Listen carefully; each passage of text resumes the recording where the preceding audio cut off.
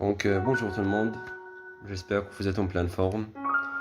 La vidéo d'aujourd'hui va parler sur l'importance des long greens.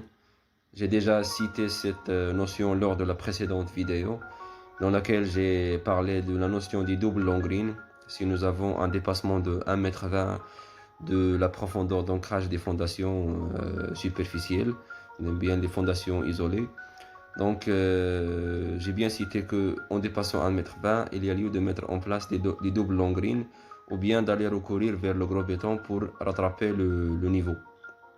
Maintenant, je vais essayer de citer l'importance de ces long greens en ce qui concerne les fondations isolées. Donc, je parle bien précisément des fondations isolées et non pas du radier général ou bien des semelles filantes. Faites attention avec moi et suivez la vidéo jusqu'au fond. Imaginons que nous sommes dans le cas d'un sol homogène, un sol d'assises homogène. Pour simplifier la vidéo, j'ai essayé de travailler sur seulement 4 fondations, 4 semelles superficielles isolées. Quelle est la remarque à souligner ici? La seule remarque qu'il faut souligner, c'est que ces fondations, ils ont, ou bien elles auront la possibilité de mouvoir indépendamment, c'est-à-dire l'une peut mouvoir indépendamment de l'autre. Que ce soit des mouvements dans le plan vertical, dans le plan horizontal, pardon, c'est-à-dire en arrière ou bien en avant, à la gauche ou bien à la droite, comme il se peut qu'il y ait des mouvements de rotation, c'est-à-dire ils peuvent bouger ou bien subir des mouvements de rotation autour de l'axe vertical ou bien autour de l'axe appartenant au plan horizontal. C'est ça en fait la grande problématique que pose le fait de ne pas mettre en place des long greens qui relient ou bien qui liaisonnent entre les semelles isolées. Donc ça, c'est en ce qui concerne le cas d'un sol d'assises homogène.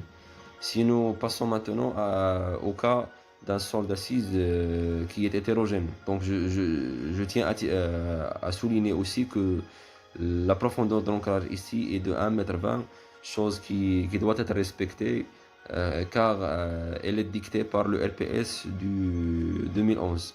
Les choses elles sont bien respectées ici suivant les normes. Nous avons un ancrage de fondation de 1,20 m, nous avons un sol d'assises qui est homogène. Et comme je viens de dire, les mouvements ils peuvent être produits dans tous les sens. Si on passe maintenant à un sol qui est hétérogène, c'est-à-dire un ensemble de fondations, ils sont fondés sur un sol A et un autre ensemble, il est fondé sur un sol B. Imaginons aussi que le sol B, il tasse d'une manière plus aiguë, plus grande que les tassements que vont subir les fondations à la droite. Donc ici, il y a des mouvements de la même chose, il y a des mouvements qui sont indépendants dans le sens, ou bien dans le plan vertical. Donc nous, l'importance des long greens consiste à éliminer ou bien à diminuer ces mouvements indépendants. D'accord. Comment résoudre de telles problématiques? Ce sont les long greens en fait qui viennent pour faire face à ces entraves. Dans le cas où nous avons un sol d'assises qui est homogène, donc il y a lieu de relier entre les poteaux des fondations moyennant des long greens. Je dis bien les poteaux des fondations et non pas les pieds des fondations.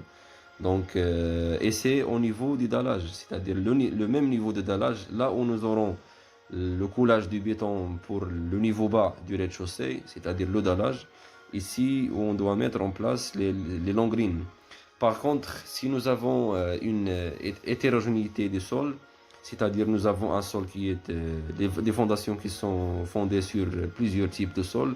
Ici, dans ce cas, nous avons seulement deux types de sols qui sont différents. Donc, outre les long greens qui résident au niveau du dallage, il faut ajouter obligatoirement des long greens qui vont relier entre les pieds des semelles isolées.